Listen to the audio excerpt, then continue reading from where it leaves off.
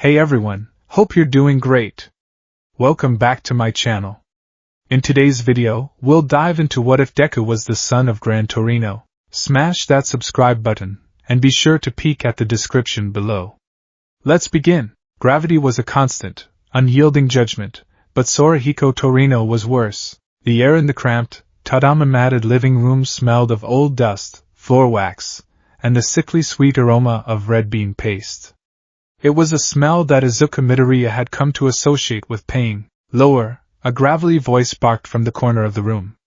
And keep your core tight. You look like a dying worm. Izuku gritted his teeth, the veins in his forehead bulging as he pushed himself back up. He was currently upside down, balancing his entire body weight on his thumbs. His arms screamed in protest, the muscles trembling so violently that the yellow cape tied around his waist fluttered despite the lack of wind. 72. Izuku wheezed, sweat dripping from his nose to pool on the wooden floorboards.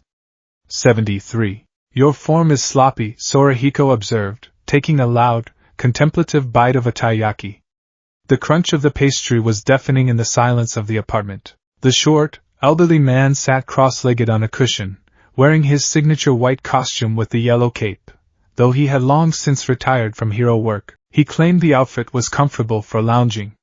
His dark sunglasses reflected the struggling form of his son. I'm trying. Dad, Izuku managed to gasp out. Don't try. Do, Sorahiko grumbled, swallowing the pastry. And don't call me Dad when we're training. It makes you soft. In the field, nobody cares who your father is. They only care if you can move faster than they can kill you. Izuku didn't have the breath to argue. He focused on the rhythm. Down. Nose touches the floor. Up. Lock the elbows. Breathe. Izuku Midoriya was 15 years old, small for his age, with a mop of unruly green hair and a smattering of freckles that made him look harmless. Most of the world believed that too. He was quirkless in a society where 80% of the population held supernatural abilities. By all metrics, he should have been the kid at the back of the class who shrank away from conflict. But most kids didn't have the former Gran Torino as a father. 78. Pick up the pace. Sorahiko snapped, suddenly moving. It was a blur. 1 second, the old man was sitting on his cushion. The next, he was a streak of white and yellow bouncing off the ceiling. A cane, which Sorahiko didn't actually need but used for emphasis, cracked against Izuku's shin. Izuku didn't collapse. Years of conditioning kicked in. As his balance wavered, he twisted his hips, abandoning the handstand to roll with the momentum, flipping onto his feet in a crouch. He raised his arms in a guard instantly, eyes darting around the room to track the speedster. Sorahiko landed on top of the television set, unbothered. Slow. If I were a villain, your legs would be broken. I recovered, Izuku panted, wiping sweat from his eyes. I didn't hit the ground. You abandoned the exercise, Sorahiko countered, pointing the half-eaten taiyaki at him like a weapon. But your reaction time is improving. Marginally. It was the closest thing to a compliment Izuku would get this month. He collapsed onto his butt, his arms shaking uncontrollably now that the adrenaline was fading. Can I stop now? I have school. Sorahiko checked the antique wall clock. Fine. Shower. You smell like failure. Izuku groaned and dragged himself toward the bathroom. As he passed the small kitchenette, he saw the stack of high school application forms sitting on the counter. The one for UA. High school was sitting on top, wrinkled where his father had grabbed it yesterday during their argument. Sorahiko hadn't signed it. Dad, Izuku said, pausing in the doorway. He didn't turn around. I'm submitting it. The chewing stopped. The room temperature seemed to drop 5 degrees. We talked about this, Izuku. No, you talked. You yelled, Izuku said, turning to face the old hero. You trained me. Since I was 4 years old. You taught me how to fight, how to move, how to analyze an opponent's center of gravity. Why teach me all of that if you just want me to be a salaryman? Sorahiko sighed, a long, rattling sound. He hopped down from the TV and shuffled over, looking smaller than usual. He leaned on his cane, peering up at his son. I taught you how to fight so you wouldn't die, Sorahiko said quietly. The world is dangerous, kid. Especially for people like us. People connected to certain histories. The history of All Might? Izuku pressed. It was the elephant in the room. The ghost that haunted their apartment. Izuku knew his father had been a mentor to the symbol of peace. He knew they had a falling out, or a drift, years ago. He knew that All Might was the reason Sorahiko lived in obscurity, hiding his family away in a rundown district. I'm not afraid of him, Dad, and I'm not afraid of whatever spooked you into retirement. It's not about fear, Sorahiko snapped, his voice hardening. It's about logic. You are quirkless. You have no power. You have agility, sure. You have wits. But against a villain who can level a city block with a sneeze? You are a stain on the pavement. A quirkless hero is a dead hero. That is the reality. I can be the first, Izuku said, his voice trembling but his eyes hard. I have to try. Sorahiko stared at him for a long moment, his eyes unreadable behind the dark lenses. Finally, he turned away, grabbing another taiyaki from the bag. Do what you want, Sorahiko grunted. But don't come crying to me when you failed the practical exam. I won't comfort you. I won't fail, Izuku said. Then stop yapping and go to school. You're late. Aldera Junior High was a place of noise and mediocrity. Izuku navigated the hallways with a practiced ease, his movements efficient. He didn't shuffle, he glided. It was a habit from the airwalk training: step lightly, distribute weight, be ready to change direction instantly. He slid into his seat just as the bell rang. All right, settle down, you heathens, the teacher droned, slapping a stack of papers on the podium. You're all third years now. It's time to think seriously about your future. The class groaned collectively. I would pass out these career aptitude forms, the teacher continued, a smirk playing on his lips. But I assume you all want to go into the hero course. The class erupted. Quirks flared, fingers extended, eyes glowed, minor telekinesis sent pencils floating. It was a display of power, a peacocking of genetics. Yes, you all have wonderful quirks, the teacher said, waving them down. But no power usage in school. Get a hold of yourselves. Hey, teach! The voice cut through the noise like a whip crack. Katsuki Bakugo leaned back in his chair, feet on his desk, an arrogant grin plastered on his face. Don't lump me in with these extras. They'll be lucky to end up as sidekicks to some D-lister. I'm going for the real deal. Ah, yes, the teacher noted, checking his list. Bakugo. You're aiming for UA High. A hush fell over the room. UA was the summit. The impossible dream. That's right, Bakugo said, letting off a small explosion in his palm. I aced the mock tests. I'm the only one here with the stuff to surpass All Might. I'm gonna be the richest, most famous hero this world has ever seen. Oh, the teacher interrupted, glancing at another paper. Midoriya is applying to UA as well, isn't he? The silence that followed was heavy. But it wasn't the mocking silence of the past. In another life, the class might have laughed. They might have pointed fingers at the quirkless boy and jeered. But at Aldera, things were slightly different. They knew Izuku was quirkless, yes, but they also knew that last year, when a third-year bully with a rock-skin quirk tried to shake Izuku down for lunch money, the bully had ended up face-first in a trash can before he could even throw a punch. Nobody had seen exactly how Izuku did it. He had just moved. Bakugo froze. His head snapped toward Izuku. Izuku didn't look up from his notebook. He was sketching a diagram of Empty Lady's gigantification mechanics, analyzing the square cube law in relation to her joint stress. Deku, Bakugo growled. Izuku sighed, closing his notebook. Kaken, you're actually doing it? Bakugo stood up, smoke curling from his palms. You're applying to the hero course? Without a quirk? There's no rule against it, Izuku said calmly. They removed the restriction years ago. It's not about the rules. Bakugo slammed his hands on Izuku's desk. An explosion detonated, charring the wood. In that fraction of a second, Izuku had already leaned back, tipping his chair onto its hind legs so that the blast wave washed harmlessly over his chest rather than burning his face. He let the chair drop back down with a clack. Bad for the furniture, Kaken, Izuku murmured. Don't mock me.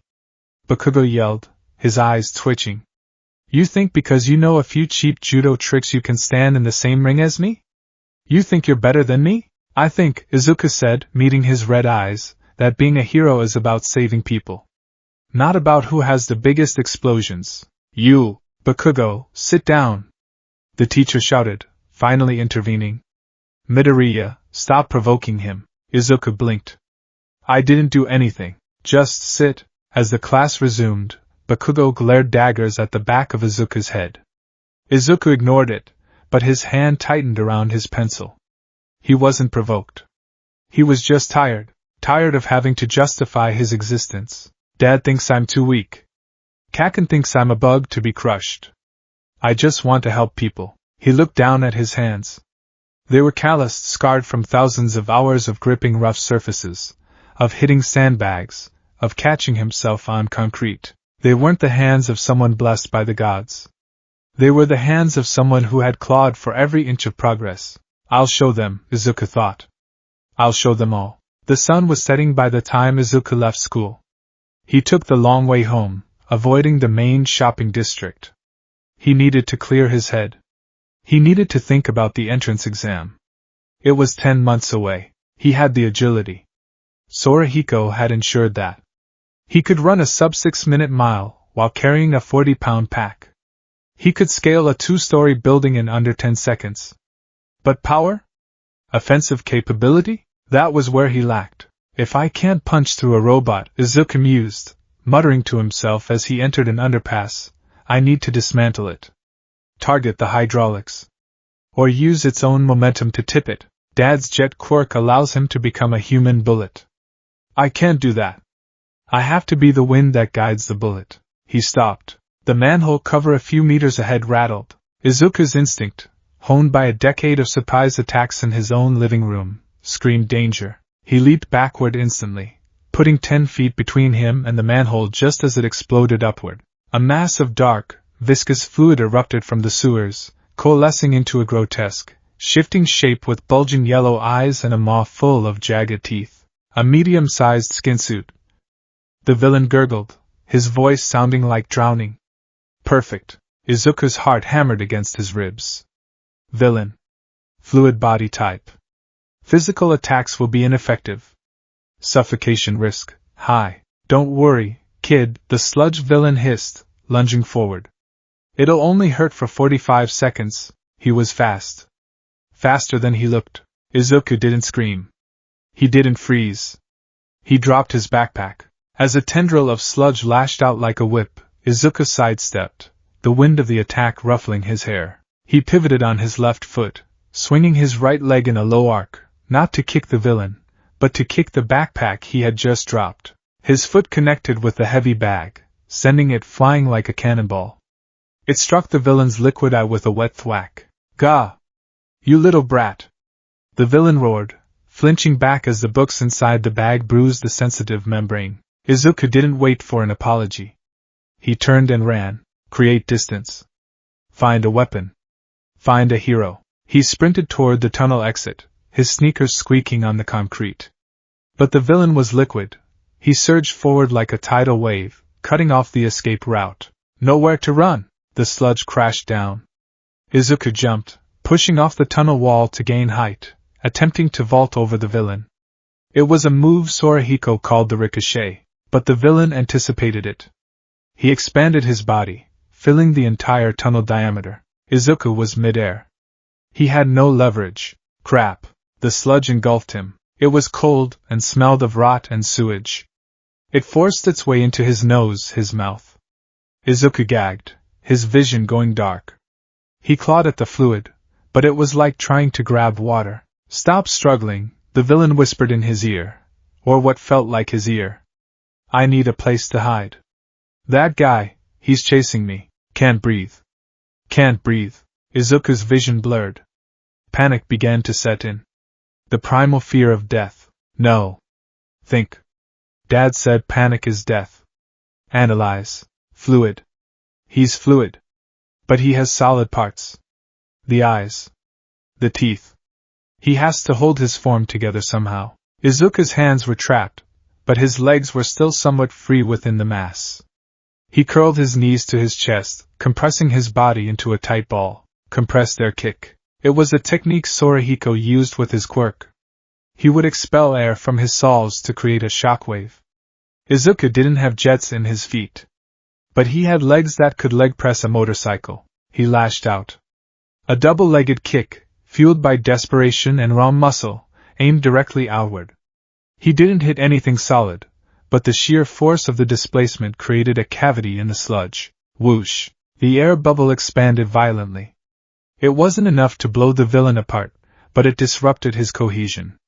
The sludge around Izuku's face thinned for a split second. Izuku gasped, sucking in a lungful of sweet, grimy tunnel air. What? The villain grunted, shocked by the boy's strength. You're slippery. Izuku didn't stop. He thrashed, using the momentary looseness to free one arm.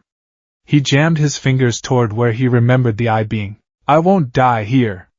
Izuku choked out. Die! The villain shrieked, tightening his grip.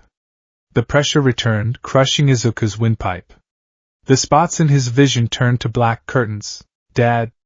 I'm sorry. Just as consciousness began to slip away, a metallic clang echoed through the tunnel. The manhole cover that the villain had originally burst from flew into the air, spinning like a coin. Have no fear! The voice was booming. It resonated in Izuku's chest, deeper and more powerful than anything he had ever heard. Why? A massive figure emerged from the sewer, silhouetted by the dim light. He was enormous, a mountain of muscle with two distinctive tufts of blonde hair standing up like antennae. Because I am here, the sludge villain shrieked in terror. All Might pulled back a fist. The air pressure in the tunnel changed instantly. It felt like a vacuum being created. Texas. Smash! He punched. He didn't even hit the villain. He punched the wind. The shockwave hit Izuku and the villain like a freight train. The sludge was blown apart instantly, scattered against the tunnel walls like paint splatter. Izuku was thrown backward, tumbling through the air. He braced for the impact, tucking his chin, but a large, strong hand caught him by the back of his uniform collar before he hit the concrete. Gotcha! The wind died down. The tunnel fell silent, save for the dripping of the scattered sludge villain. Izuku blinked, gasping for air, his throat raw. He looked up. All Might stood there, a smile gleaming brighter than the sun, giving him a thumbs up. You okay, young man? Apologies for getting you caught up in my justice ing. The sewer system is tricky to navigate. Izuku stared. His brain had short-circuited. It was him. The #1 hero. The man on the TV. The man his father refused to talk about. All Might, Izuku wheezed. Indeed. All Might laughed. He quickly began scooping up the unconscious bits of the sludge villain into 2 empty soda bottles he had in his cargo pants. Just cleaning up the trash. A hero fights evil and keeps the city clean. Izuku stood up, his legs wobbling. He should be asking for an autograph. He should be fanbing. But something else bubbled up. A question that had been gnawing at him for years. Wait, Izuku said, taking a step forward. I need to ask you something. All Might paused, capping the soda bottle. Sorry, citizen. No time to chat. Evil doesn't rest, and neither do I. He turned, crouching down to leap away. Wait! Izuku yelled, reaching out. All Might launched himself into the air. The force of the jump shattered the pavement, but he wasn't alone. Hey! All Might shouted, looking down at his leg as he soared over the city. What are you doing? Let go! I love my fans, but this is excessive. Izuku was clinging to All Might's thigh for dear life, the wind whipping his face so hard his cheeks rippled. If I let go now, I'll die. Izuku screamed. Oh. Right. Good point. All Might grabbed Izuku by the collar to secure him, looking around for a place to land. As he did, he got a good look at the boy's face. The wind had pushed Izuku's hair back, revealing his forehead. His eyes were wide, green, and sharp with determination. And the way he held on, it wasn't a panic grip. It was a grapple. Legs locked, arms secured. All Might felt a jolt of recognition. It wasn't possible. But the resemblance, the sheer stubbornness. Sorahiko? No, Sorahiko was old. And short. This was a kid. But the eyes, those were the eyes of the man who had kicked All Might in the face more times than he could count. They landed on a rooftop of an office building. Izuku collapsed onto the gravel, gasping. That was reckless, All Might chastised, though his voice sounded strained. Steam began to rise from his body. You could have been killed. I had to ask. Izuku panted, standing up. My dad, he talks about you. All Might froze. The steam was getting thicker.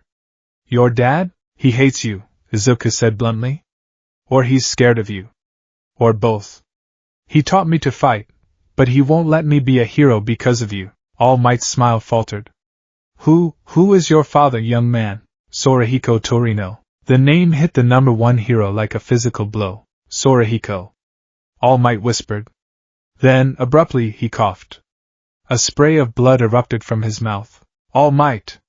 Izuku shrieked. The steam exploded, enveloping the hero. When it cleared, the muscular giant was gone. In his place stood a skeletal, emaciated man with sunken eyes and sharp, angular limbs. His clothes hung off him like they were 3 sizes too big. Izuku stared. What? The air. The skeletal man wheezed, wiping blood from his chin. The air is thin up here. You deflated. Izuku yelled, pointing an accusing finger. Where did All Might go? Are you an imposter? I am All Might, the man sighed, sitting down heavily on an air vent. He lifted his shirt, revealing a gruesome, spiderweb scar on his left side. It looked like a crater where half his respiratory system used to be. Izuku recoiled. That wound, 5 years ago. A villain did this, All Might said softly. Half my respiratory organs destroyed. My stomach lost. I can only do hero work for about 3 hours a day now. The rest of the time, I look like this. Izuku was silent. His analytical mind was racing. 5 years ago? Toxic chainsaw? No, that wouldn't cause this. This was catastrophic. Why are you telling me this? Izuku asked. You shouldn't be showing this to a civilian, because you're not just a civilian, are you? All Might looked at him, his blue eyes piercing even in this weakened form. You're Gran Torino's son. Izuku nodded slowly. All Might let out a long, weary sigh, running a hand through his limp hair. Torino. Is he okay? Is he still kicking people? Every day, Izuku said dryly. Usually me. A small, genuine chuckle escaped All Might. That sounds like him. I haven't seen him in years. I stayed away. Why? Izuku demanded. He acts like you're the Grim Reaper. He says being a hero means death. Is it because of this wound? Partly, All Might admitted. He looked out over the city skyline. But mostly it's because of the man who gave me this wound. A man named All for One. The name meant nothing to Izuku, but the way All Might said it made the air turn cold. Torino knows him, All Might continued. Torino knows the darkness that lies beneath this superhuman society. He trained me, you know. Back when I was a student at UA. He beat the fear out of me. He made me into a symbol. He trained you? Izuku's eyes widened. That explained the moves. The similarities in philosophy. He did. And when I became the symbol of peace, I became a target. Everyone close to me became a target. All Might looked at Izuku with a profound sadness. If he has a son, if All for One knew Gran Torino had a son, you would be used against me. Or against him.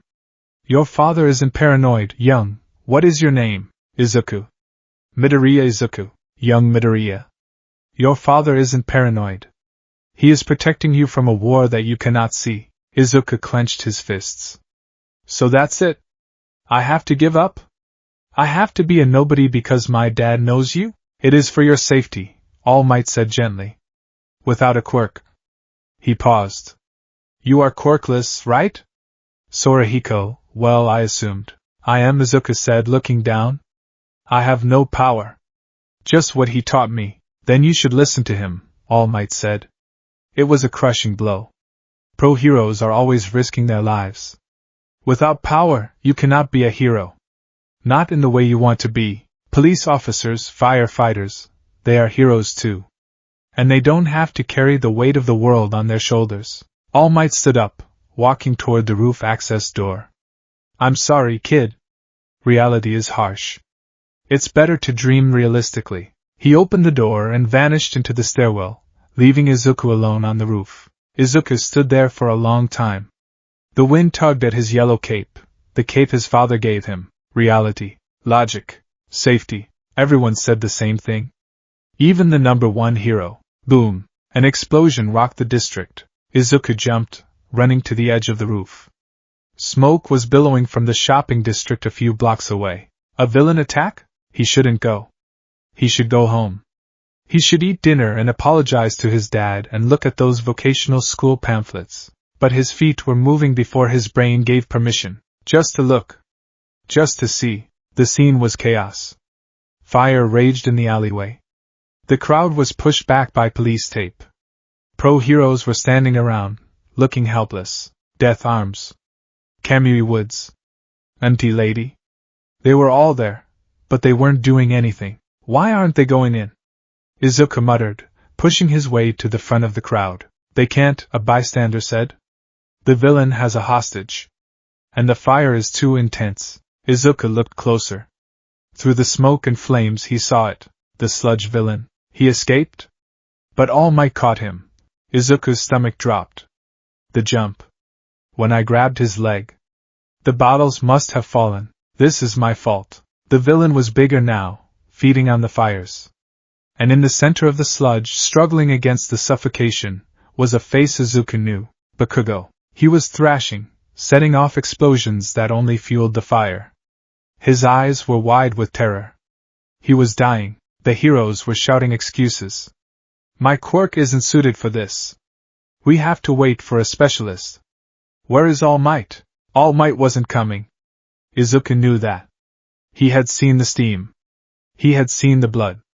All Might was out of time. Dad says don't engage unless you have the advantage. Dad says a quirkless hero is a dead hero. Dad says. Izuku looked at Bakugo's eyes. They were pleading. For help. Dad didn't teach me how to watch someone die. The police tape snapped. Hey! Come back here! Death Arms shouted. Izuku didn't hear him. He was sprinting. He didn't run blindly. His mind was icy cool, detached from the fear screaming in his gut. Obstacles, fire, sludge, distance. Assets, momentum, backpack, gone, environment. He saw a piece of rubble, a chunk of masonry from the explosion. He scooped it up without breaking stride. Deku? Bakugo choked out, seeing the green blur approaching. Get down! Izuku roared. He threw the masonry. He didn't aim for the villain's body. He aimed for a fire hydrant next to the villain. The heavy stone shattered the valve cap. A high-pressure geyser of water erupted, spraying directly into the villain's side. Gah! Water! The sludge villain hissed, recoiling. The water diluted the sludge, loosening the grip. Izuku didn't stop. He vaulted off a burning car, using the hood as a springboard. He launched himself into the air, twisting his body, Torino style, falling heel. He came down like a hammer. Not on the villain, but on the ground immediately in front of him. The impact didn't shatter the earth, but the vibration, combined with the water, disoriented the fluid dynamics. The villain flinched. Izuku reached into the muck. He didn't try to pull Bakugo out. That required strength he didn't have. Instead, he grabbed Bakugo's collar and twisted, digging his own heels into the pavement to create a lever. Kaken! Use your explosion! Backwards! Izuku yelled. Don't tell me what to do! Bakugo screamed, but he obeyed. He detonated a blast behind him. The force of the explosion, combined with Izuku's leverage, popped Bakugo free from the main mass of the sludge. They both tumbled backward onto the pavement. You! The sludge villain loomed over them, reconstituting himself. He was furious. Huge. You again! I'll crush you both. A massive tendril raised up, casting a shadow over the two boys. Izuku scrambled to his feet, putting himself between the villain and Bakugo. He raised his fists in a boxing stance. He was trembling. He was terrified, but he didn't run. Sorry, Dad? I guess I'm dead. The tendril lashed down. Izuku braced for the end. Boom! A shockwave blasted the flames away. The tendril disintegrated before it could touch them. Standing in front of Izuku, blocking the attack with a single forearm, was a large figure. But he wasn't wearing a yellow suit. He was wearing a white t-shirt and cargo pants. Blood sprayed from his mouth, but his smile was there. "I really am pathetic," All Might said, his voice deep and resonant again. "I told you to be realistic, and here I am, being outclassed by a quirkless teen, All Might." Izuku breathed. "Pros are always risking their lives," All Might shouted, pulling back his other fist. "That's the job description," the villain shrieked. "All Might, Detroit." Smash! The punch changed the weather. The updraft was so powerful it created a localized storm.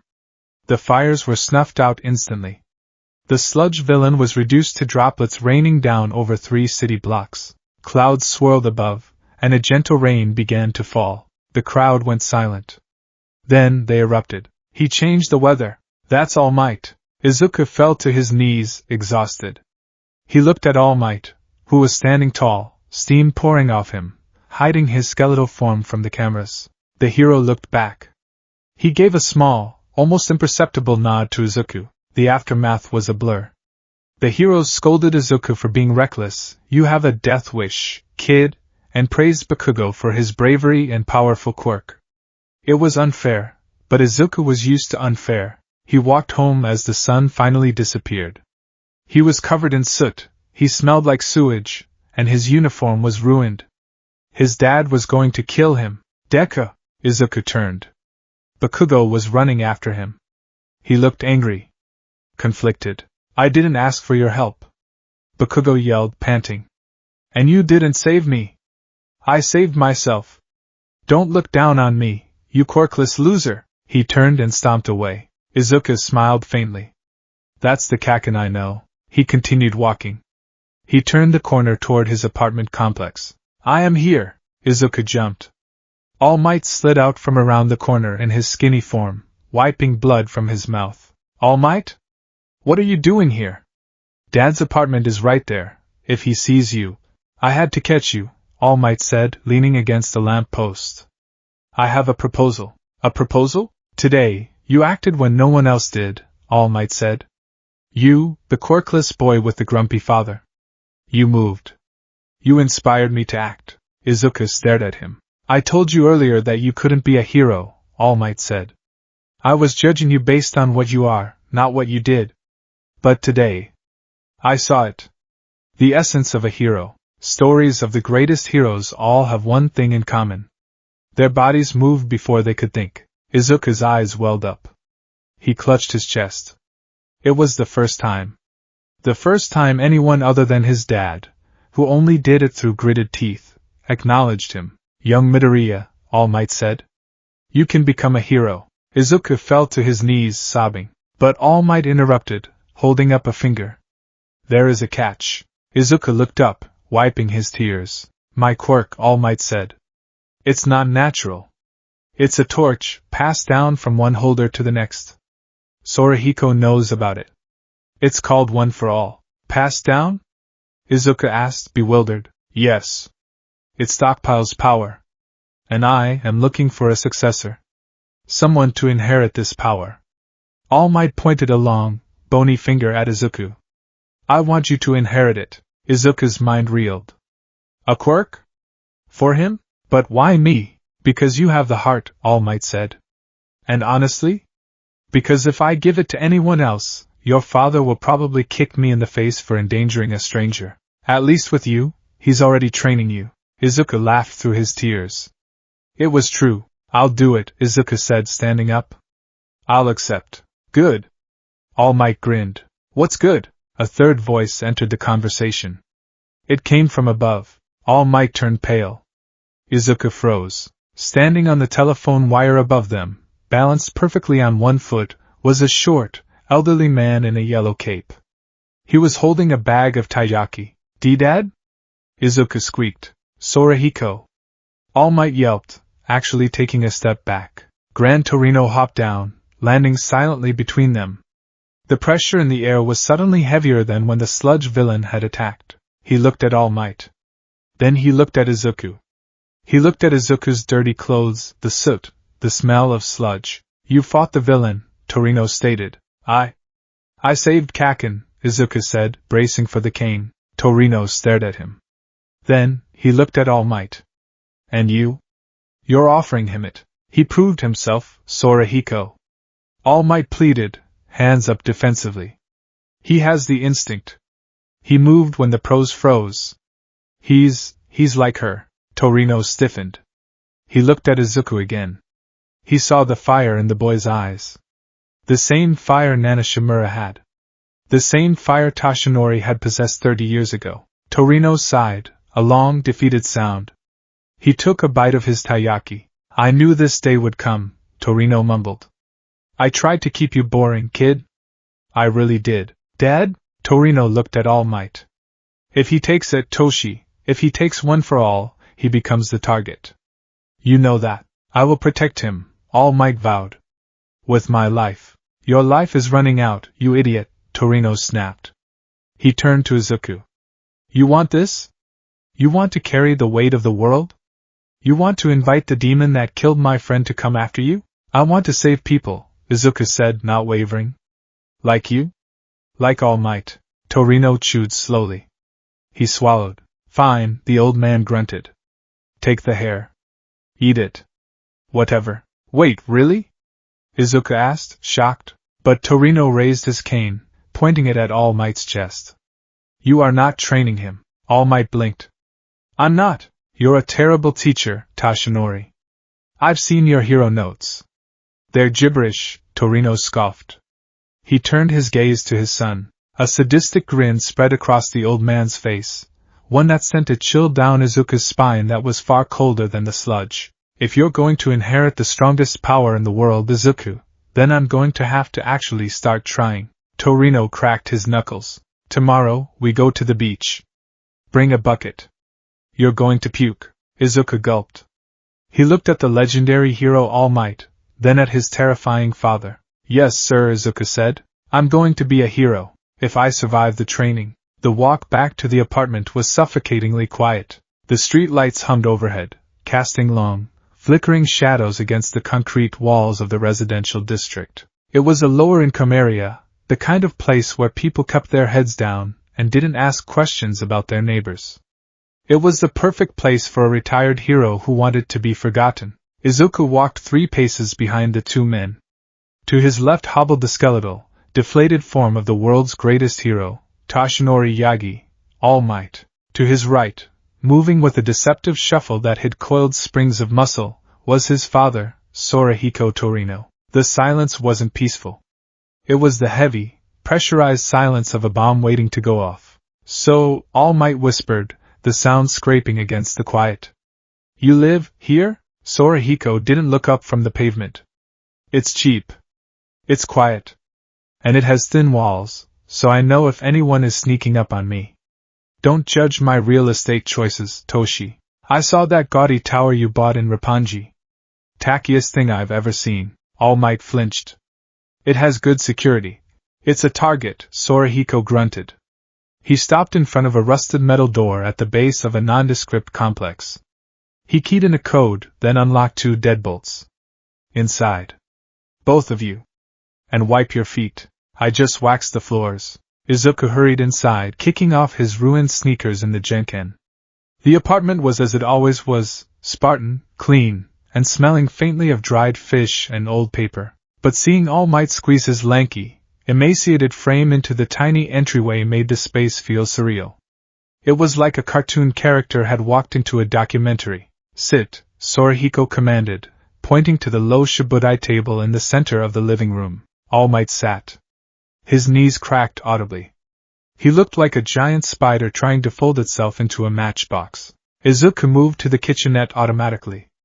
I'll make tea. Green tea, Sorahiko ordered. And get the first aid kit. You're bleeding on my tatame. Izuku touched his cheek. He hadn't realized a piece of debris from the explosion had nicked him. Right. As the kettle began to boil, Izuku watched the 2 men from the corner of his eye. They sat opposite each other, a lifetime of history hanging between them. You look terrible, Sorahiko said, breaking the silence. He took off his sunglasses, revealing sharp, dark eyes that looked tired. I saw the news clips. The sludge villain. You were running on fumes. All Might sighed, slumping forward. I pushed it. I had to. The boy, your son, he was in danger. He put himself in danger, Sorahiko corrected, shooting a glare toward the kitchen that made Izuku flinch. He has a habit of doing that. Wonder where he gets it from. He saved young Bakugo, All Might said softly. The pros were standing around Sorahiko, waiting for a quirk that fit the situation. Izuku didn't wait. He analyzed, he acted, and he created an opening, without a quirk. I know what he did, Sorahiko snapped. I trained him. I know he can fight. That isn't the point, the kettle shrieked. Izuku poured 3 cups and brought the tray over. He set it down and sat in the third spot, forming a triangle. He began dabbing antiseptic on the cut on his cheek, wincing. The point, Sorahiko continued, wrapping his hands around the warm cup, is that you are offering him a death sentence. Izuku lowered the cotton pad. Dad, quiet, Sorahiko barked. He turned back to All Might. You want to give him one for all. You want to put him in the crosshairs of him. All Might's expression darkened. The jovial hero persona evaporated, leaving behind a weary, haunted man. I can't hold it much longer, Sorahiko. The embers are dying. I need a successor, and I haven't found anyone with the right spirit. Until today. Why didn't you pick a pro? Sorahiko asked. Or a third year at UA? Why a 15-year-old quirkless kid? Why my kid? Because the others want the power for the glory, All Might said, looking directly at Izuku. Or they view it as a tool. Izuku viewed saving that boy as a necessity. He moved without thinking. That is the essence of what we do. Of what she did. The room temperature seemed to drop. Izuku repeated. You mean, the one who died? Sorahiko closed his eyes. He took a long sip of tea. When he set the cup down, the ceramic clinked loudly against the wood. Izuku, Sorahiko said, his voice unusually low. Do you know why we live like this? Why I never let you put your name on social media? Why we moved 3 times before you were 10? Because you were afraid villains would find us, Izuku said. Because you were a hero. No, Sorahiko said. Villains are idiots. I can handle villains. I wasn't hiding from criminals, Izuku. I was hiding from a ghost. He looked at All Might. Tell him. If you're going to drag him into this hell, tell him everything. All Might nodded. He took a deep breath, his skeletal chest expanding painfully. You know of my power, one for All Might began. But you don't know its origin. It was born at the dawn of the age of quirks. A time of chaos. One man rose above the rest. A man who could steal quirks and give them to others. All for one. Izuku froze.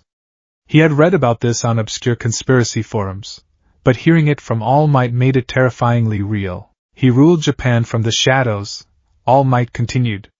He had a younger brother. A frail man, seemingly quirkless.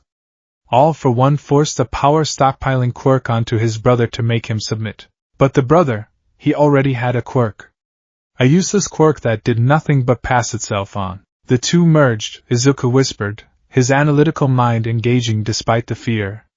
Stockpiling power, and the ability to transfer power. One for all, correct, All Might said. The brother couldn't defeat All for one. So he passed the power down. Generation to generation. It grew stronger with each holder.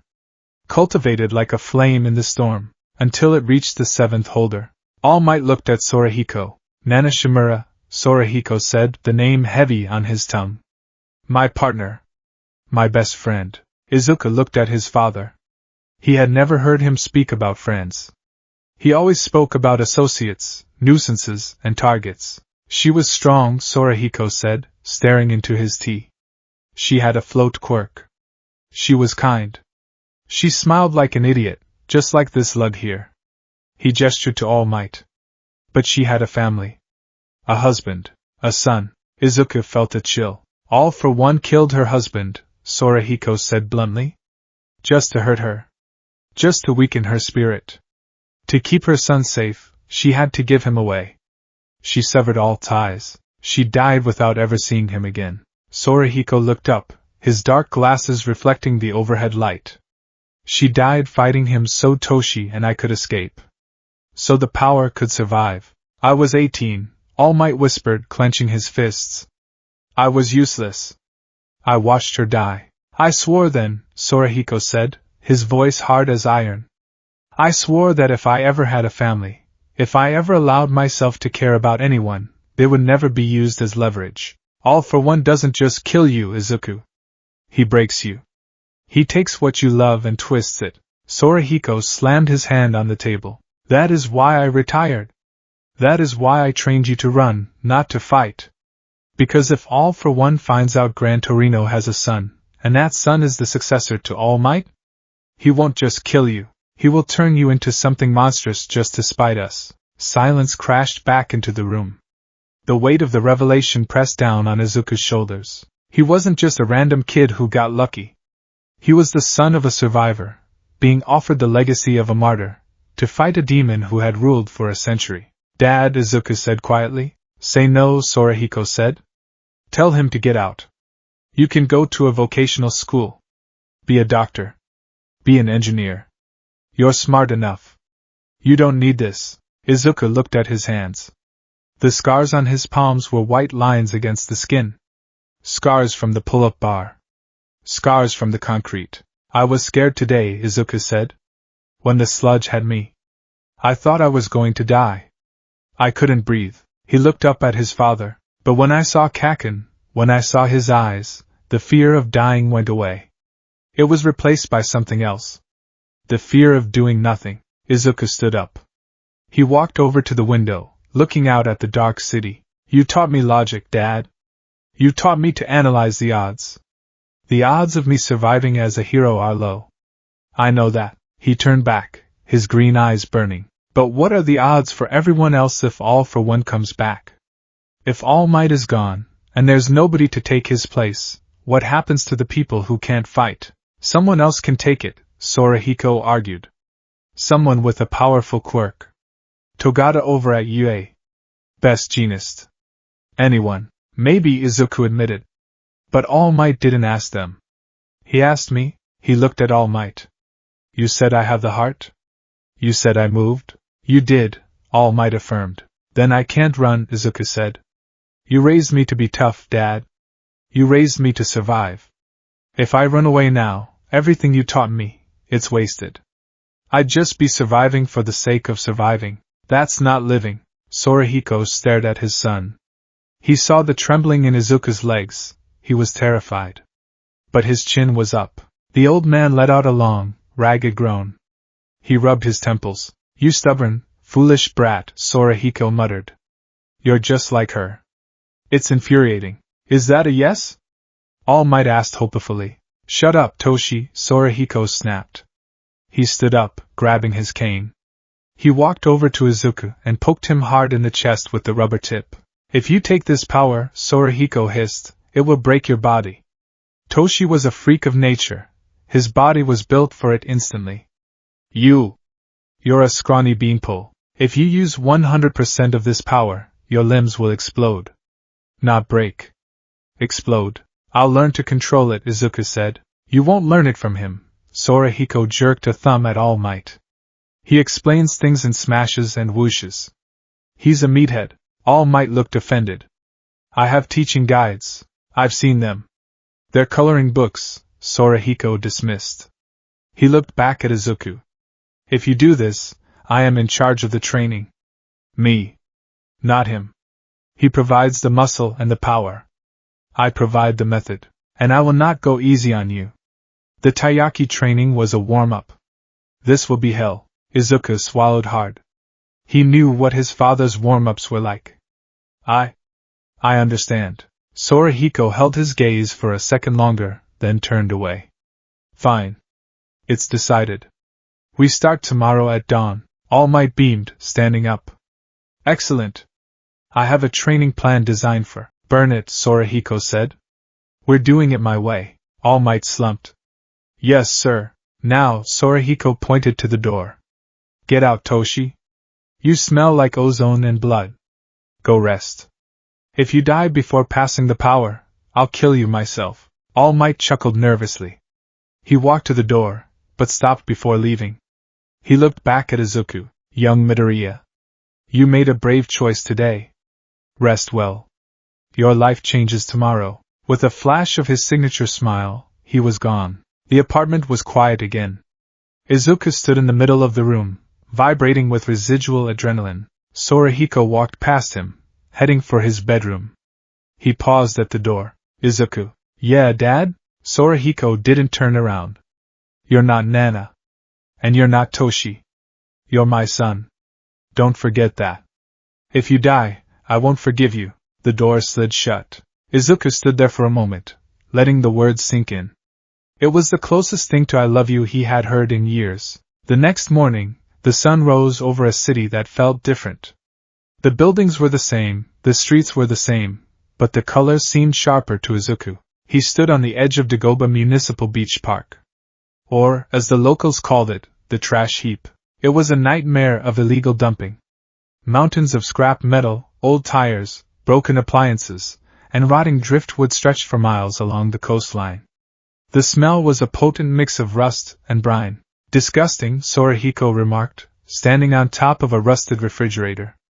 He was wearing his hero costume again, cape fluttering in the sea breeze. People have no respect for the ocean, so, All Might's voice boomed. He was in his muscle form, standing by a vending machine near the road. The plan is to clean the beach. It builds the vessel to hold the power. Standard procedure, Sorahiko grunted. But inefficient. He hopped down from the fridge, landing in the sand without making a sound. He poked a large, rusted truck tire with his cane. Izuku. Yes, sir.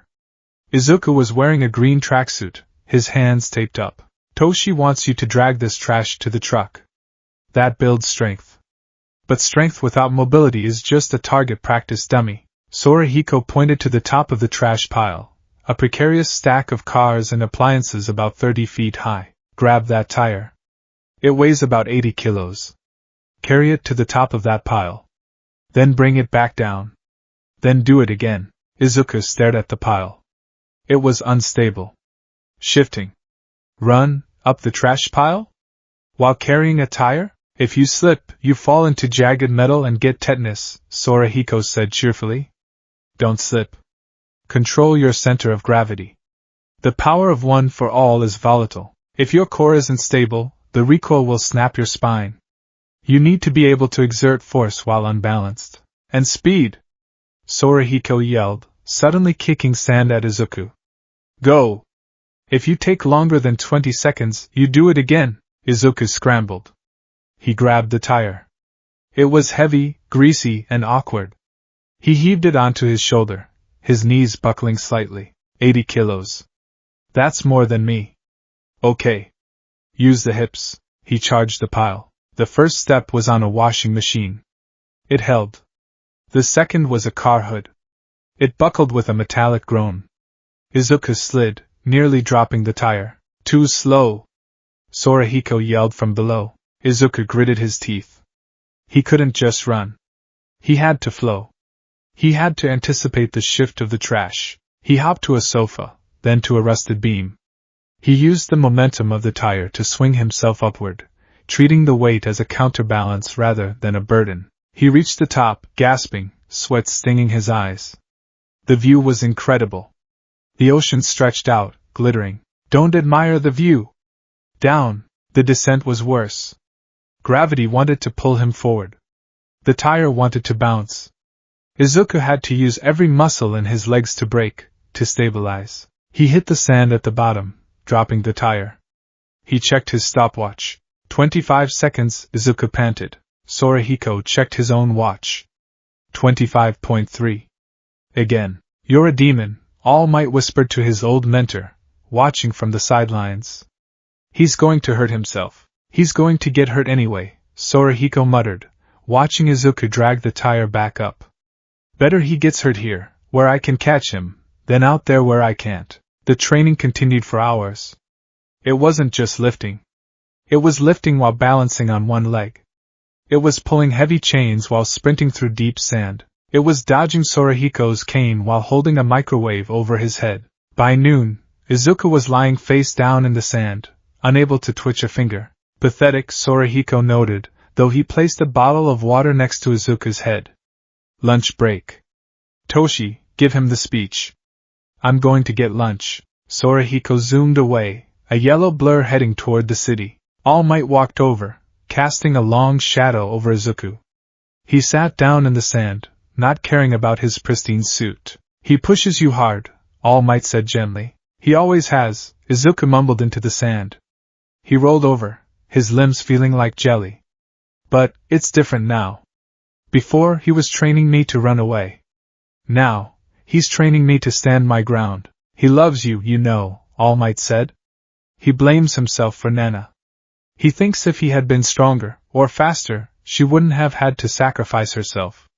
He sees her in you. Izuku took a drink of water. Am I like her? You have the same smile, All Might said, grinning. When you're not face down in the dirt, that is. Izuku chuckled, then winced as his ribs protested. Young Midoriya, All Might said, his tone turning serious. He reached into his pocket and pulled out a small, folded piece of paper. This is a diet plan. High protein, calculated for rapid muscle recovery, and he plucked a single strand of blonde hair from his head. Izuku stared at it. It waved majestically in the wind. Eat this. Izuku blinked. Excuse me? One for all transfers via DNA ingestion, All Might explained. Hair is the easiest method. Blood works too, but that's messy. You want me to eat your hair? Ideally, yes. Is there? Can we put it in something? Izuku asked, gagging slightly. Like a soup? Whatever works. All Might gave a thumbs up. Wait, Izuku sat up. Now? I thought we were training for 10 months. You need to start acclimating to the power now, All Might said. If we wait until the exam, you'll blow your arm off on the first punch. Sorahiko agrees. We give it to you early, but you don't use it. You let it sit. Let it simmer. Like a stew. A stew of power, Izuku muttered. Okay, he took the hair. He looked at it. It was thick. Do it, kid! Izuku scrunched up his face, wrapped the hair in a piece of leftover bread from his lunch, and swallowed it whole. He coughed. Gross. Now we wait, All Might said. It takes a few hours to digest and fuse with your system. Does it feel different? You might feel a warmth. A buzzing. That's the stockpile. 8 generations of power looking for an outlet. All Might stood up. But remember Sorahiko's warning. Do not draw on it yet. Your body isn't ready for 100%. Or even 50%. Right. No using it. Hey! Sorahiko's voice cut through the air. He was back, holding a bag of steaming pork buns. Break's over. I found a rusted truck axle. Izuku, you're going to use it as a bow staff while I throw rocks at you. Izuku groaned. Does the truck axle have tetanus too? Probably. The next few months were a blur of agony and exhaustion. School became a secondary concern, a place to sleep between training sessions. But the dynamic had shifted. Katsuki Bakugo was quiet. Usually, the blonde bomber would be loud, aggressive, constantly reminding Izuku of his place in the food chain. But since the sludge incident, Bakugo had avoided him. When their eyes met in the hallway, Bakugo didn't sneer. He just glared, a complicated mix of anger and confusion in his eyes. Izuku didn't have time to worry about it. He was too busy trying not to die. Sorahiko's training evolved. Once Izuku's body began to bulk up, muscles defining his arms, his back broadening, the old hero introduced the jet simulation. One for all isn't just a punch, Sorahiko explained one evening in the apartment. He had cleared the living room furniture. It's energy. It flows. Toshi envisions it as an egg in a microwave. That's stupid. It worked for me. All Might defended from the corner, where he was peeling potatoes for dinner. You're a mutant, Sorahiko dismissed. He turned to Izuku. Listen to me. The power is a river. If you dam it up and release it all at once, you break the dam. That's a smash. We don't want to break the dam. We want to divert the river into canals. He tapped Izuku's legs. Full cowl. That's the goal. Toshi uses 100% all the time because he's huge. You need to spread a small percentage, maybe 5%, throughout your whole body constantly. Reinforce the skin, the bones, the ligaments. Don't flip the switch on and off. Leave it on a dimmer setting, like breathing, Izuku said, closing his eyes. He focused. He felt it. The ember All Might had given him. It was a roaring bonfire in his gut. Every time he poked it, it flared up, threatening to consume him. Don't let it explode. Spread it. Green lightning crackled around Izuku's skin. It arced from his arm to his cheek. Gah! Izuku cried out, the power surging. He felt like his veins were filled with carbonated acid. Control it. Sorahiko barked, swatting Izuku's leg with his cane. Too much. Dial it back. You're leaking energy everywhere. Izuku gritted his teeth, sweat pouring down his face. He visualized the pipes. He visualized the river. Smooth. Constant. The lightning dimmed. It became a faint, humming buzz under his skin. Better, Sorahiko said. Hold that. Walk to the kitchen. Izuku took a step. He misjudged the force. His foot went through the floorboard, splintering the wood. My floor! Sorahiko yelled. That comes out of your allowance. I'm sorry. Keep going. Don't turn it off. Izuku dragged his foot out and took another step. This one was lighter. He felt weightless. The air resistance felt negligible. It feels incredible, Izuku whispered. Like I'm floating. You're not floating, Sorahiko corrected. You're just not dragging your own carcass around anymore. That is 5%. It enhances your reaction speed and mobility. This is how you will fight. You won't be All Might, standing there tanking hits. You will be a bullet. You hit them before they see you, and you're gone before they fall. All Might watched from the kitchen, a potato half peeled in his hand. He smiled sadly. He's teaching him his own style. The Gran Torino style. But with One for All's power, the boy will be unstoppable. Month 9. February. Snow dusted the piles of trash on Dagoba Beach. The beach was almost clear now. The white sands were visible for the first time in years. Izuku stood in the center of the beach, shirtless despite the cold. His body had transformed. He wasn't the bulky tank All Might was, but he was cut from wire and steel. Scars from the training, cuts, scrapes, burns from friction, marked his arms. Final test, Sorahiko announced. He stood on the seawall. All Might stood next to him. You've learned to channel the power, Sorahiko said. You've learned to move. You've cleaned this dump. But you haven't hit anything real yet. Sorahiko pointed to a massive, rusted engine block from a ship that had washed up. It was the size of a small car, half buried in the wet sand near the tide line. That engine block, Sorahiko said. It's cast iron. Solid. I want you to crack it. Izuku stared at the block. Crack it? With a kick, Sorahiko clarified. Use the shoot style I taught you. Channel the power into your leg. Time the impact. If you hesitate, you break your leg. If you use too much power, you shatter your leg. If you use too little, nothing happens. Precision, Izuku muttered. He took a breath. He exhaled a cloud of steam into the cold air. One for all. Full cowl. 5%. The green lightning hummed to life. It was quieter now. Controlled. He ran. Sand kicked up behind him. He wasn't running. He was gliding. He reached the engine block in a heartbeat. He didn't stop. He jumped, spinning in the air. Torino style, jet exec. He envisioned the impact point. A hairline fracture in the rust. He focused the energy to the tip of his iron-soled sneaker. Smaaz! The sound was like a gunshot. Izuku landed in the sand, skidding to a halt. He breathed heavily, checking his leg. His pants were torn at the cuff, and his shin throbbed, but nothing was broken. He looked at the engine block. A deep, jagged crack ran down the center of the iron. It wasn't obliterated. This wasn't an all-might punch. It was a surgical strike. A clean break. He did it, All Might whispered. He didn't break his bones. Sorahiko nodded slowly. He jumped down from the wall and walked over to the engine block. He ran a gloved finger along the crack. Adequate, Sorahiko grunted. He turned to Izuku. For the first time in 15 years, he took off his sunglasses and hooked them onto his collar. His eyes were crinkled at the corners. "You're not ready," Sorahiko said. Izuku's face fell. But Sorahiko continued, "You're as ready as you're going to get. You have the tools.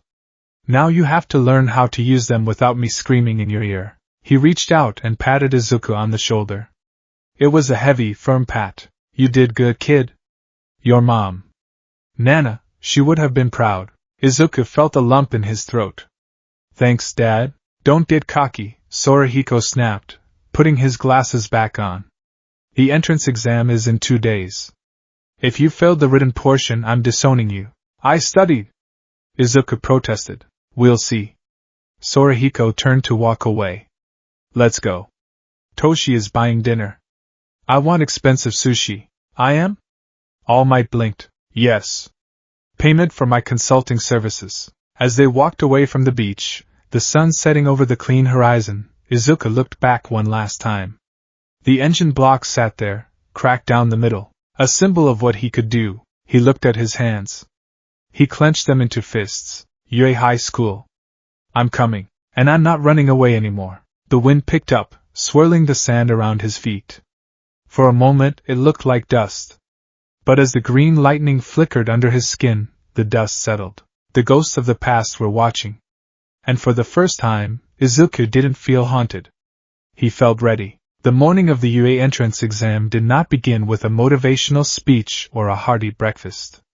It began with a stomachache. Izuku Midoriya stood in the center of the living room, clutching his abdomen. He felt heavy, not in the metaphysical sense of destiny or responsibility, though that was there too, but in a very literal, physical sense. It felt as though he had swallowed a lead weight wrapped in electricity. "Stop clutching your gut," Sorahiko Torino said from the kitchen, not looking up from his newspaper. "You look like you have dysentery." "It feels heavy," Izuku groaned, straightening up and forcing his hands to his sides. "Is it supposed to feel like this? Like there's a hum inside me?" "That's the power," Sorahiko replied, taking a sip of tea. "It's generations of cultivated energy sitting in a digestive tract that's used to instant ramen and cheap pork. It's adjusting. It's dormant right now. Don't wake it up unless you have to." Izuku looked at his hands. They were steady, calloused and scarred. The hands of a fighter. But beneath the skin, he could feel it. A low-frequency vibration. A sleeping dragon curled around his spine. "Uncle Toshi. All Might said it would take a few hours to fuse," Izuku muttered. "It's been 2 days. Toshi is an optimist. I'm a realist." Sorahiko folded the newspaper. "You ate the hair. The DNA is integrating. You are now the 9th holder of One for All.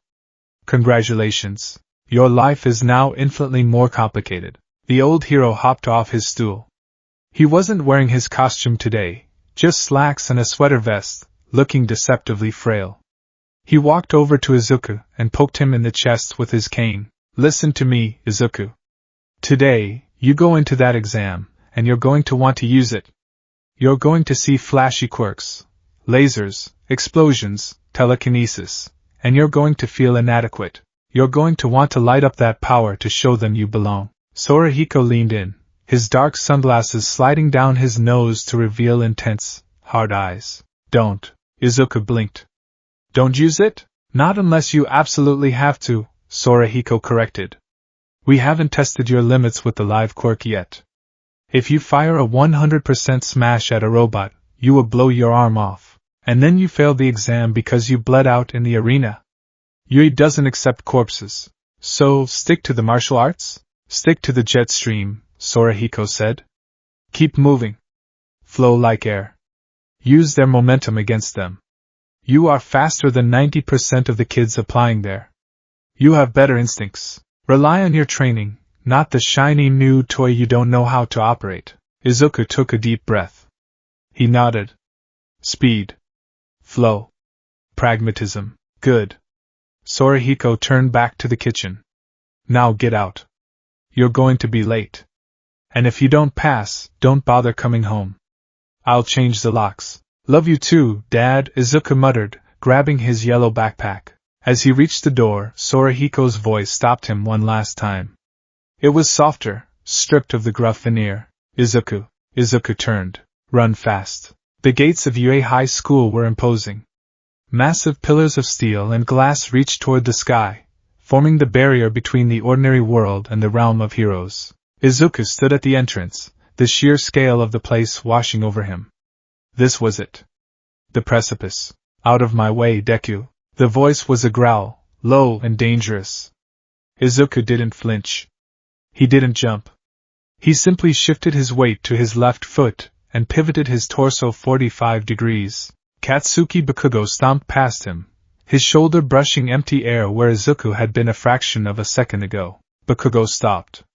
He turned slowly, his red eyes narrowing. He was wearing a standard middle school uniform, but he wore it like armor. You're not trembling, Bakugo noted. It sounded like an accusation. I'm conserving energy, Izuku replied calmly, adjusting his backpack strap. Trembling burns calories, Kaken. Bakugo's jaw tightened. For years, Izuku had been the pebble on the side of the road. Now, the pebble was talking back. The pebble had looked death in the eye during the sludge incident and hadn't blinked. Don't think that lucky save makes you a hero, Bakugo hissed. I'm going to crush this exam. I'm going to set a record so high you won't even be able to see it from down there in the dirt. Good luck, Kaken, Izuku said, and he meant it. He turned and walked toward the building. Bakugo stared at his back, smoke curling faintly from his palms. He didn't yell. That was almost scarier. Izuku walked on, his heart rate elevated but controlled. Tactical breathing. In for 4, hold for 4, out for 4. He was so focused on his breathing that he almost missed the girl tripping in front of him. Almost. It was a girl with a brown bob cut. She had tripped over her own nervous feet on the cobblestone path. Gravity took hold, pulling her forward. In the old days, Izuku would have panicked. He would have flailed, maybe tried to grab her and fallen with her. Now, his body reacted before his conscious mind registered the event. Object in motion. Trajectory, downward. Intercept. Izuku dropped his center of gravity and lunged forward. He didn't grab her arm. That could dislocate a shoulder if the momentum was wrong. Instead, he swept his arm under her chest and stomach, creating a platform, while his other hand grabbed the back of her blazer to stabilize her. He absorbed the weight, pivoting on his heel to dissipate the force, and gently stood her upright. It was a fluid motion, like a dance step practiced 1,000 times. The girl blinked, finding herself suddenly vertical again. She looked at Izuku, confused. Whoa, she breathed. That was fast. Izuku released her immediately, stepping back to give her personal space. Watch your step. The cobblestones are uneven. Thanks. She beamed, her face round and rosy. I'm Uraraka Ochako. I guess I'm just nervous. It's Yui, you know? Yeah, Izuku said. He wasn't blushing. He was assessing. Calluses on her finger pads. Zero gravity quirk? Or construction? She holds herself well despite the trip. Well, good luck. She punched the air. Let's do our best. She ran off toward the orientation hall. Izuku watched her go. Nice girl, he muttered. Terrible situational awareness. The orientation hall was dark, lit only by the spotlight on the stage. Present Mike, the voice hero, was screaming. Everybody say hey. Silence. Tough crowd. Mike shrugged. Izuku sat in the middle row, scribbling in his notebook. He wasn't writing down mixed jokes. He was sketching the silhouette of the robots displayed on the screen. 3 types. 1-pointer, fast, light armor. 2-pointer, medium armor, likely slow. 3-pointer, heavy, tank treads. There's a 4th type, 0-pointer. An obstacle. Excuse me. A hand shot up in the row in front of him.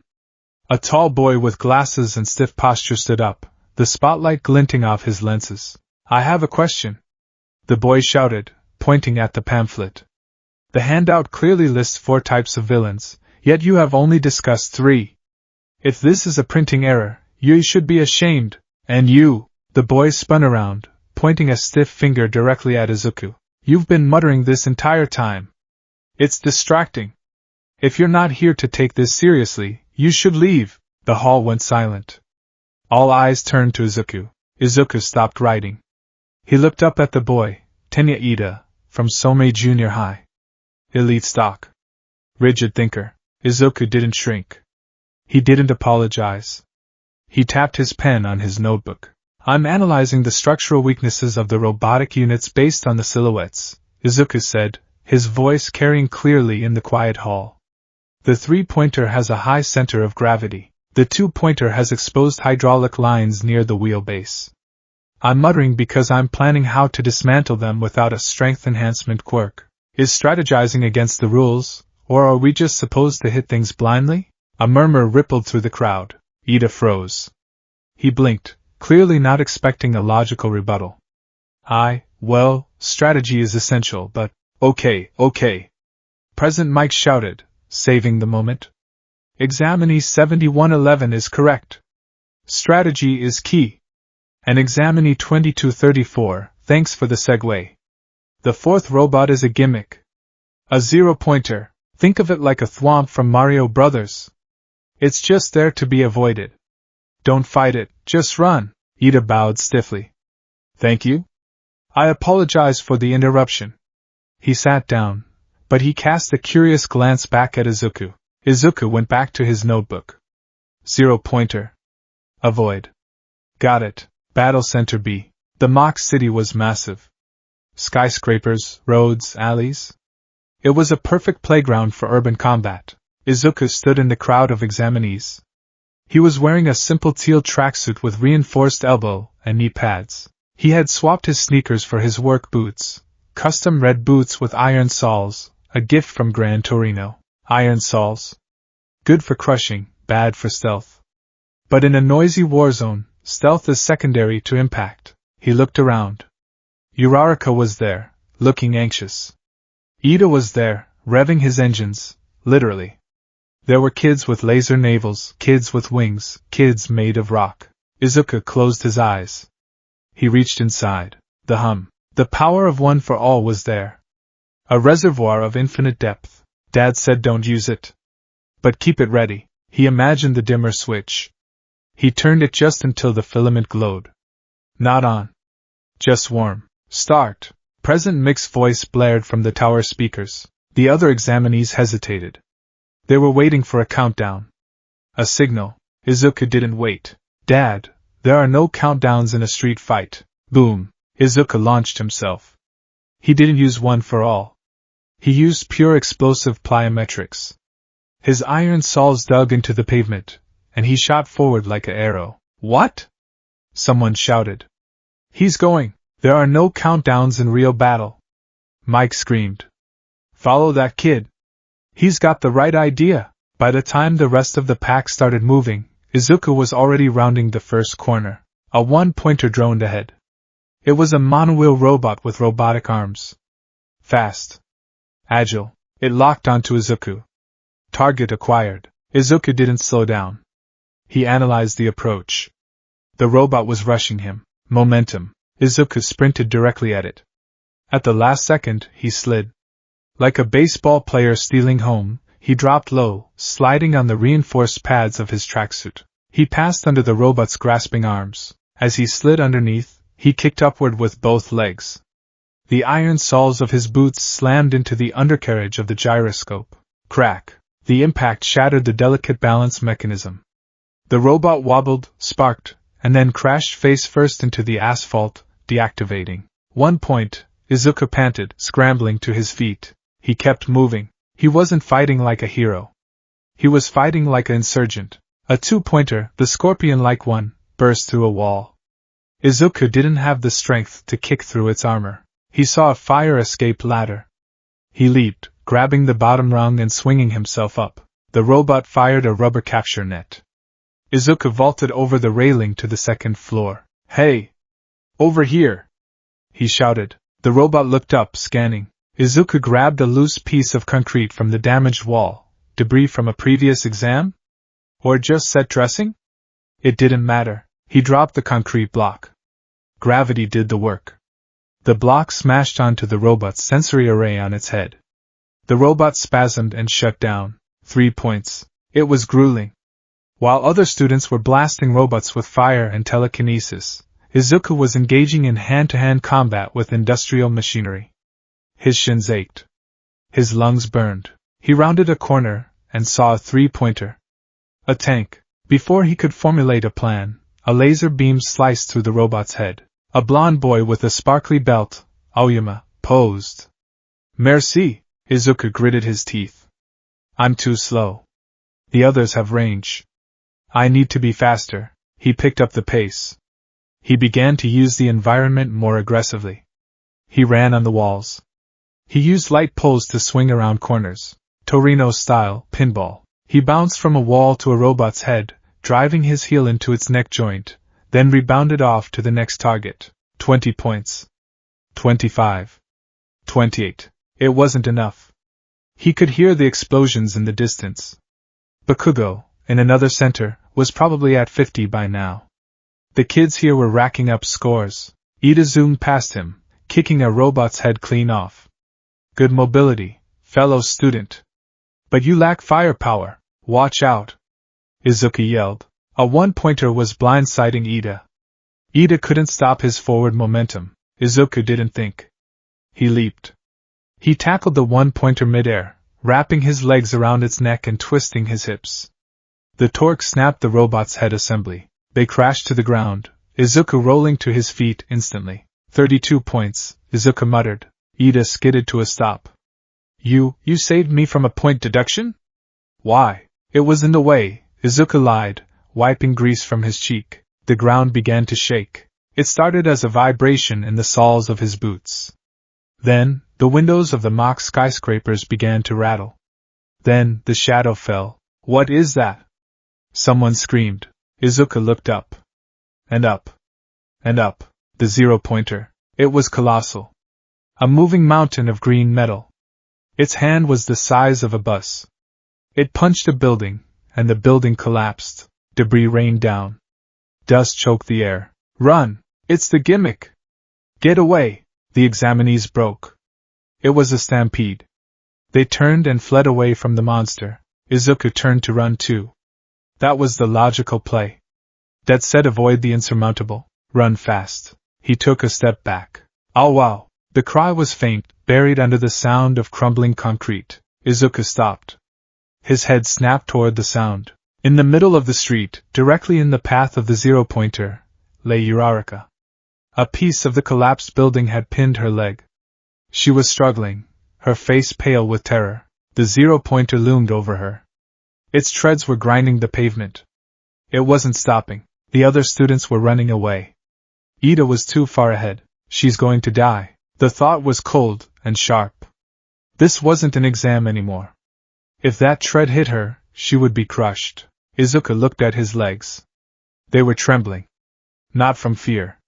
From exhaustion. Dad said don't use it. Dad said a quirkless hero is a dead hero. Dad said, if you have the power to save someone, and you don't, you're just a bystander. Izuku reached for the dimmer switch in his gut. He didn't turn it to 5%.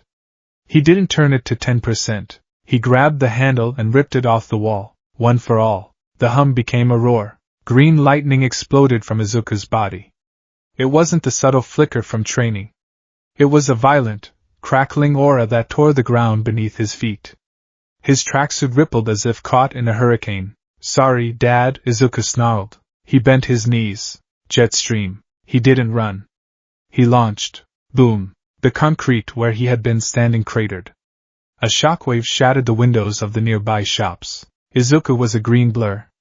He moved so fast the world seemed to slow down. The wind screamed in his ears. He hit the side of a building halfway up the block. His foot smashed into the brick, and he bounded. A geometric ricochet. Left wall. Right wall. Light pole. He was ascending. He was a pinball made of lightning. The zero-pointer raised its massive fist to crush the girl. Izuku was above it. He was floating in the air, level with the robot's face. The lightning congregated around his right arm. Veins glowed red. The sleeve of his tracksuit disintegrated from the sheer pressure leaking from his skin. He could feel his bones groaning. They were about to snap. He knew it. Torino style, plus smash. He didn't just punch. He spun. He used the rotation of his hips, the torque of his shoulders, and the stored power of 8 heroes. Smash! His fist connected with the zero-pointer's faceplate. The sound was deafening. It wasn't a metallic clang. It was the sound of metal liquefying under pressure. The robot's head didn't just dent. It caved in. The shockwave traveled through the massive machine, blowing out its back. The sheer force lifted the 1,000-ton behemoth off the ground, tilting it backward. It was destroyed in a single blow. Izuku hung in the air for a split second, the lightning fading. Then, the pain hit. His right arm was purple. Broken. Shattered. It flopped uselessly at his side, and gravity remembered him. He began to fall. I'm falling. High up. Need to land? He looked down. The ground was rushing up. I can't use the arm.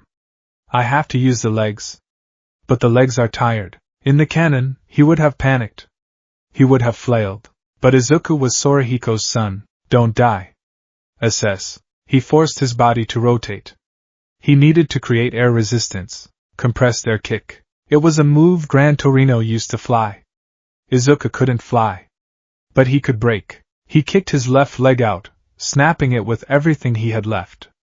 The air pressure created a small buffer, slowing him down slightly. He did it again with the right. Kick. Kick. Tumble. He aimed for the slanted roof of a smaller building, not the flat pavement. He hit the roof. He rolled. Protect the head. Tuck the chin.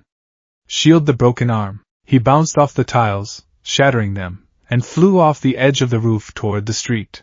Release. A hand slapped his cheek. Suddenly, he was weightless. He floated a few feet above the concrete, spinning slowly. Uraraka, who had freed herself while he was playing human missile, stood there, panting, her fingers pressed together. Release. She gasped. She pressed her fingers together again. Izuku dropped the last 3 feet, landing on his good arm and his knees.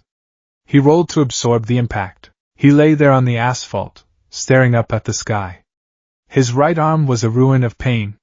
His legs felt like they were on fire, but he was alive. The zero-pointer crashed down a block away, sending a cloud of dust over the city. Silence descended on the battle center. 1 minute left. President Mick's voice cracked. Izuku tried to stand up. He couldn't. That? Ida whispered, staring at Izuku from across the street. He jumped. The other students began to gather. They looked at the destroyed robot. They looked at the small, broken boy in the teal tracksuit. Did you see that? He took out the zero-pointer with 1 hit. I thought he didn't have a quirk. He has a strength quirk. He was just hiding it. Izuku ignored them. He was breathing in sharp, ragged gasps. He looked at his arm. It was bad. Dad is going to be so mad. A shadow fell over him. My goodness, a kind, elderly voice said.